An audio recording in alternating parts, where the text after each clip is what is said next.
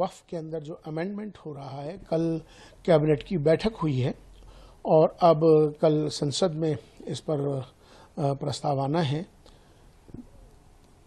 Amendment एक प्रक्रिया है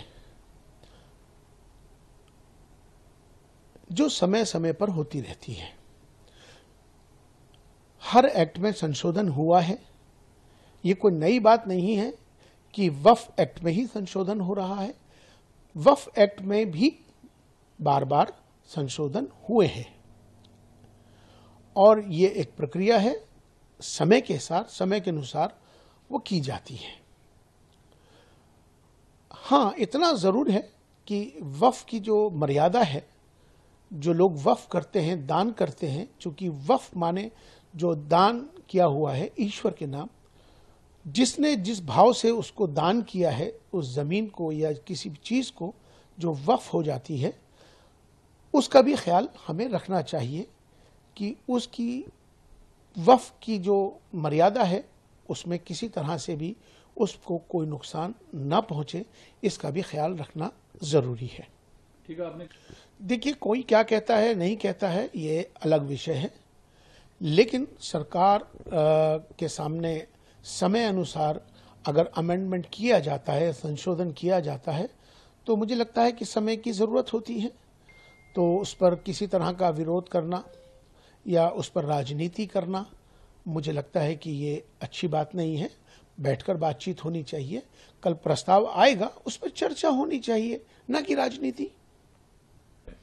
मैं समझता हूं कि चूंकि बहुत से लोगों को इस बात की जानकारी होती नहीं है, भारत में जिस तरह से सेंट्रल वक्फ काउंसिल होता है जो कि सारा निज़ाम देखता है, और इसी तरह से राज्य में होता है राज्य वक्फ बोर्ड्स, और इसी तरह से सेंट्रल वक्फ काउंसिल के अंदर भी बाज़ाब्ता मेंबर्स बनाए जाते हैं, 7 मेंबर्स होते हैं, जिसके अंदर एक एमपी होता है, एक एमएलए होता है, एक आलिम होता है जो स्कॉलर्स जिसको कहते हैं इस्लामिक स्कॉलर्स, और इसी तरह से एक औरत का प्रतिनिधित्व होता है, और उसमें एक पॉलिटिकल पर्सन भी होता है और एक उसमें सामाजिक भी लोग उसमें जोड़े जाते हैं। इस तरह से ये पूरा उसमें उसके मेंबर उसमें शामिल होते हैं। इसी तरह से राज्य वक्फ बोर्ड्स हैं, उसके अंदर भी यही इसी तरह का नियम है कि एक एमपी होना चाहिए, एक एमएलए होना चाहिए, और उसमें एक बार काउंसिल का मेंबर भी होना चाहिए, और उसमें एक शिया का भी एक नुमाइंदगी होनी चाहिए, और इसी तरह से उसमें एक सोशल वर्कर भी होना चाहिए जो और एक उसके अंदर आलिम होना चाहिए जो इस्लामिक स्कॉलर हो। तो इस तरह से इसको 7 लोगों की इसमें टीम बनती है, लोग नियुक्त किए जाते हैं और वो उसको देखते हैं। हाँ, ये बात ठीक है कि औरतों की नुमाइंदगी बहुत सारी जगह कमी है। मुझे लगता है कि हमें अगर हम उसमें फीमेल की उसमें नुमाइंदगी होती है तो बहुत अच्छी बात है, उसमें कोई बुराई की बात नहीं है, और संशोधन होता है तो समय समय के अनुसार उसमें बदलाव तो होता ही है। एक सब सवाल, यकीनन ये बात बिल्कुल सही है कि देखिए, अभी कैबिनेट की बैठक हुई है और कैबिनेट की बैठक में प्रस्ताव आया है। अब वो प्रस्ताव सदन में आएगा। अब सदन में आके उस पर चर्चा होनी है, और चर्चा होने के बाद चूंकि संशोधन समय समय की प्रक्रिया है, वक्फ के अंदर हमेशा से संशोधन होता आया है, अमेंडमेंट होता आया है, और वक्फ पे ही नहीं, हर एक्ट के अंदर समय अनुसार उसमें बदलाव हुआ है। तो इसमें कोई राजनीति करने का विषय नहीं है, ये इस पर चर्चा करने का विषय है। अगर कहीं ना कहीं अगर किसी को किसी का हक मर रहा है या कोई हक तलफी कहीं हो रही है, अगर उसके अंदर सुधार होता है तो अच्छी बात है। हाँ, लेकिन इसका हमें जरूर ख्याल करना चाहिए, क्योंकि वक्फ जो है ईश्वर के नाम दान दी हुई चीज को कहते हैं, वक्फ करना ईश्वर के लिए।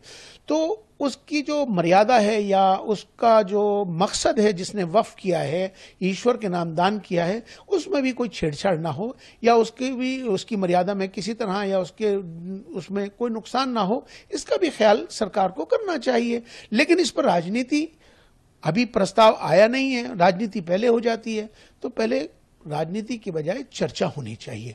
कोई प्रस्ताव आया है, उस पर बहस होनी चाहिए, बहस होने के बाद फिर उस पर आगे बढ़ना चाहिए। और मुझे लगता है कि समय अनुसार अगर संशोधन होता है तो इसमें कोई बुराई की बात नहीं है। देखिए, वो हो या कोई और हों, उनको अपनी राजनीति करनी है। और जो इस पर राजनीति करता है, मुझे लगता है कि उनको ये ज़रूर सोचना चाहिए कि संशोधन तो हमेशा से होता आया है। जब पिछली मर्तबा जब दूसरी सरकारें थी, जब भी संशोधन हुआ था, तो जब संशोधन हुआ था तब ओवैसी साहब ने क्या कहा था या किसी और ने क्या कहा था। लेकिन आज के वक्त में सरकार, जो मौजूदा सरकार है, कोई अमेंडमेंट लाती है, सरकार मुसलमानों के हक में लाती है, तब भी उस पर राजनीति होनी शुरू हो जाती है। या सरकार किसी तरह का भी कोई एक्ट में बदलाव लाती है, उस पर भी हिंदू मुसलमान हो जाता है, उस पर राजनीति हो जाती है। तो मेरा विपक्ष को खास तौर पर यह कहने का है कि हर चीज़ का विरोध नहीं करना चाहिए, उस पर चर्चा करनी चाहिए और उस पर राजनीति नहीं होनी चाहिए।